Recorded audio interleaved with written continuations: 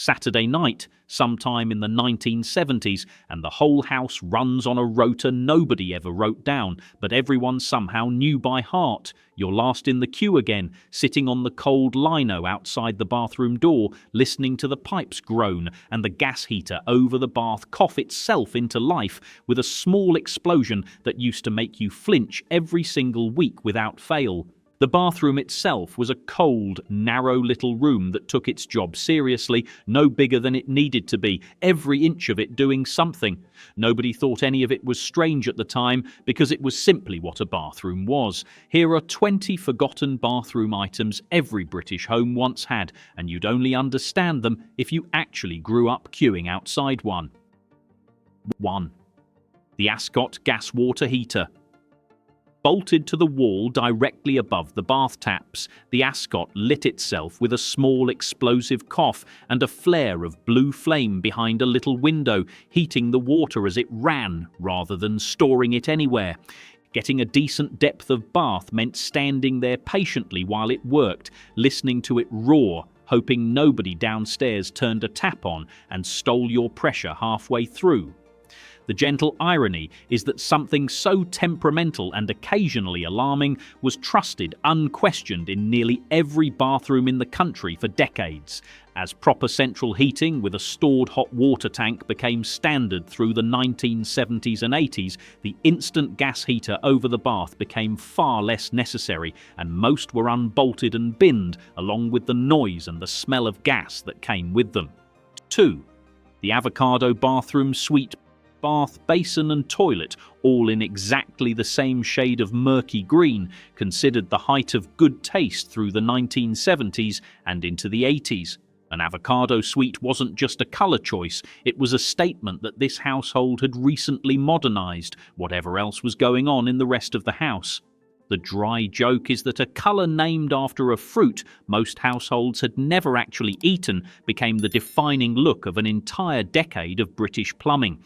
As tastes shifted firmly back toward plain white through the 1990s, avocado suites became one of the most reliably dateable features a bathroom could have, and ripping one out became something of a rite of passage for anyone buying an older house. 3.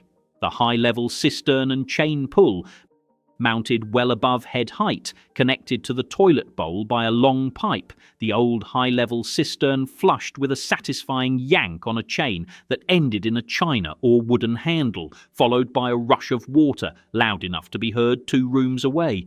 Getting the pull exactly right, firm but not too hard, was its own small skill every child eventually learned. There's something almost grand about a mechanism that required you to reach up rather than simply press down. Lower, close-coupled cisterns fitted directly onto the toilet bowl became the standard replacement through the middle of the century, and the high chain pull survived mostly in older houses and increasingly as a deliberately retrofitting rather than the only option available. 4. The Immersion Heater in the airing cupboard. Tucked away in the airing cupboard alongside the towels and the spare sheets, the immersion heater sat inside the hot water tank itself, switched on an hour or so before anyone needed a bath, and switched off religiously afterward to save on the electricity bill. Forgetting to switch it off in time was a genuine household crime, usually discovered the moment somebody opened the bill. The gentle irony is that the warmest cupboard in the house, the one everyone secretly wanted to put their pajamas in overnight, existed purely as a side effect of heating the water for the bath. As central heating systems with their own hot water arrangements became widespread, the separate immersion switch and the ritual of remembering it slowly stopped being something every household had to think about daily. 5. The Outdoor Privy. For plenty of older terraced houses, especially in the industrial towns of the north, the toilet wasn't even inside the house at all, but a small brick outbuilding at the end of the yard, reached by torchlight on a wet winter night with your coat thrown on over your pajamas. Squares of torn newspaper hung on a nail by the door did the job long before proper toilet paper became standard. There's a particular kind of bravery in a household that thought nothing of that walk, rain or frost without complaint. As slum clearance and housing improvement schemes brought indoor plumbing to the vast majority of British homes through the middle of the century, the outdoor privy at the end of the yard gradually disappeared, though plenty of older houses kept the little brick building standing for years afterward, repurposed as a shed. 6. The medicine cabinet with the mirrored door. A small metal box fixed to the wall above the sink, mirrored on the outside and lined with narrow shelves on the inside, holding everything from plasters to indigestion tablets to a razor nobody else was allowed to touch. Opening it always meant checking your own reflection first, whether you meant to or not. The quiet joke is how much clutter one small box could hold without ever once looking tidy, no matter how often anyone attempted a sort out. As bathrooms grew larger and fitted storage became more common through later decades, the single mirrored cabinet above the sink gave way to proper cupboards, and the specific ritual of that one crowded shelf slowly faded. 7. The shaving brush and mug. A stiff, bristled brush worked into a lather against a bar of shaving soap sitting in its own china mug, built up with warm water and patience until it was thick enough to hold its shape. Watching your dad or granddad do this at the sink, brush circling steadily, was practically a small daily ceremony. There's something quietly satisfying about a ritual that took real effort simply to prepare for another routine that took even more. As canned shaving foam and later gel took over through the second half of the century, the brush and mug slowly became something only the more traditional households kept going, more habit than necessity. 8. The cutthroat razor and strop.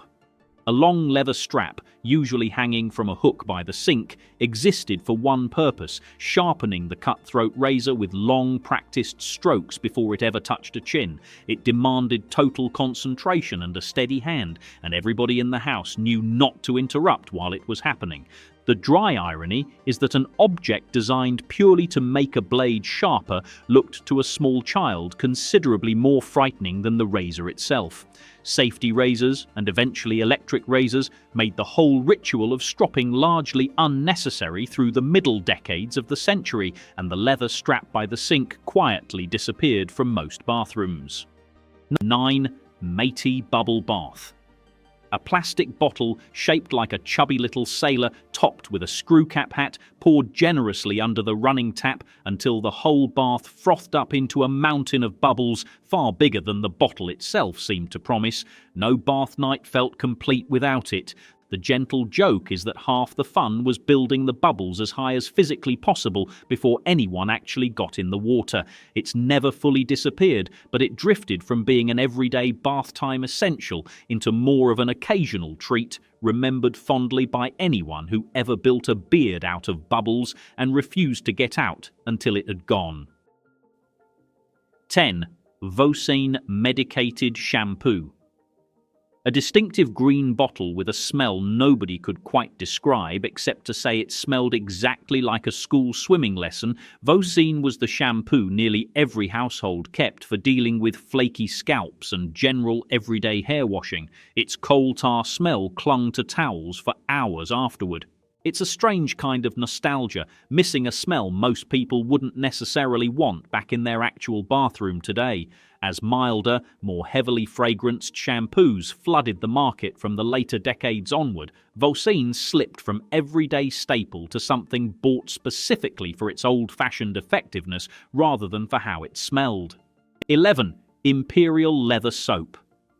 A bar of soap wrapped in gold and cream paper, printed with the same crest for generations, sitting on nearly every bathroom sink in the country next to a small dish that never quite kept it from going soft and slippery. Cussons had been making it since the Victorian era, and by the middle of the 20th century it was simply what soap meant in most households. The gentle irony is that a soap named for luxury became, through sheer familiarity, one of the most ordinary objects in the entire house. Liquid soap and shower gel took over much of its role from the 1980s onward, and the once universal bar in its gold wrapper became something closer to a nostalgic choice than a default one. 12. The rubber suction bath mat. A thin sheet of rubber studded underneath with dozens of small suction cups pressed firmly into the bottom of the bath to stop small feet slipping on wet enamel. Peeling it back up afterward always brought a satisfying series of little pops as each cup released its grip. There's a small practical genius in something so simple doing such an important job for so little cost. As baths themselves became less slippery through textured finishes, and later as showers took over from baths in many households, the rubber suction mat became a less automatic bathroom purchase than it once was. 13. The loofah on a string, a rough, fibrous sponge, sometimes a genuine dried loofah gourd, and sometimes a coarser bath sponge, hung by a loop of string from the taps or a hook on the wall, used to scrub properly rather than simply wash. Everybody in the house shared the same one without a second thought.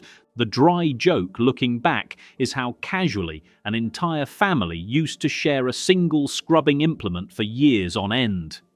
As individual, disposable and increasingly hygiene-conscious bathing products became the norm through later decades, the one shared loofah hanging by the bath quietly gave way to everyone having their own. 14. Talcum powder and the puff. A tin or cardboard container with a perforated lid, or occasionally its own soft powder puff tucked inside, talcum powder got patted onto skin after every bath with a small cloud that settled over the whole bathroom floor and lingered in the air for a good while afterward. The smell alone could tell you someone in the house had just had a bath. It's a small, sweet ritual that left more mess than most people today would tolerate for a moment. As health guidance around inhaling fine powder grew more cautious through later decades and different post-bath products became fashionable, the tin of talc and its puff became far less of an automatic bathroom fixture than it once was. 15. The Nit Comb. A fine-toothed metal comb kept in the medicine cabinet or a bathroom drawer for exactly one grim purpose, dragged carefully through wet, conditioned hair over a sheet of newspaper whenever word went round the school that nits were doing the rounds again. Every household with children owned one, whether they wanted to admit it or not. There's a certain dark humour in an object that every parent hoped never to need, but somehow always knew exactly where to find. It's never disappeared entirely, since head lice never really went away either, but it's a far less visible item now, tucked out of sight rather than left hanging by the mirror the way it often used to be. 16. The Pumice Stone. A rough grey volcanic stone kept on the edge of the bath or on a little dish by the sink, worked over heels and the soles of feet to smooth away hard skin that a flannel alone could never touch. It got passed around the family without much thought given to whose feet it had dealt with previously. The gentle irony is that something scavenged essentially from a rock did a job that plenty of modern gadgets still struggle to do as well. It's still around today, though it's since been joined and in plenty of bathrooms replaced by electric versions that do largely the same job with rather more noise. 17. Radox Bath Salts.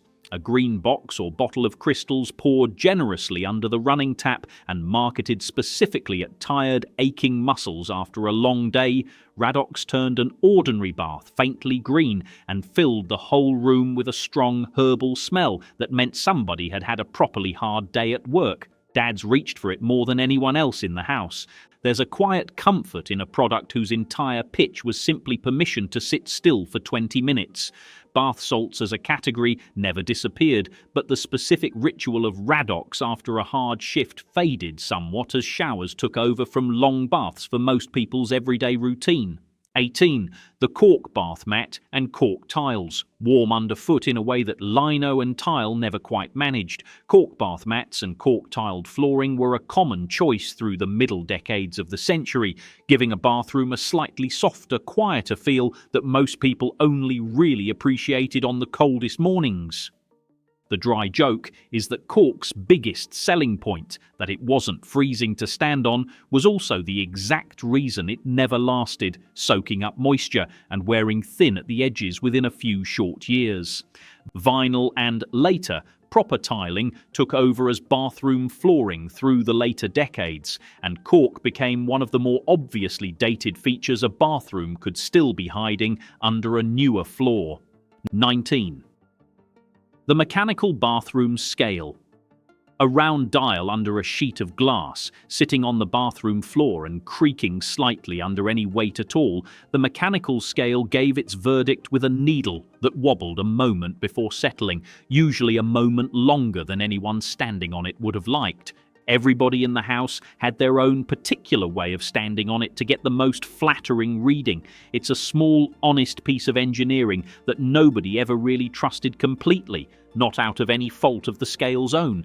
Digital scales offering a cleaner, more precise number took over through the later decades, and the old dial scale, wobble and all, mostly ended up in the loft rather than the bin, somehow too familiar to quite throw away. 20. The chamber pot under the bed. Before every household had an indoor toilet within easy reach, and even for a good while afterward, a chamber pot was kept tucked under the bed for exactly the nights nobody fancied the walk to the end of the yard or down a cold flight of stairs. Emptying it first thing every morning was simply another job that had to be done before anything else could start. There's something quietly humbling about ending a list of bathroom items on the one thing that meant you didn't actually need to reach the bathroom at all. As indoor plumbing finally reached nearly every British home through the middle of the century, the chamber pot slid from daily necessity to something kept purely for illness, old age, or the very young, before finally disappearing from most households altogether. Picture that little brick privy still standing empty at the bottom of somebody's garden, door hanging slightly open, holding nothing now but a few flower pots and a spider or two. That's what's left of most of this now. Cold lino and gas heaters and a chain pull that nobody's grabbed in years, standing in for an entire evening ritual that doesn't happen the same way anymore. Which of these did your house have, and which one do you still half expect to find behind the door? Tell me down in the comments, and if any of this took you straight back to that Saturday night queue outside the bathroom, pass it along to someone who'd remember it too. Stick around and subscribe. There are plenty more of these bathrooms still to unpack.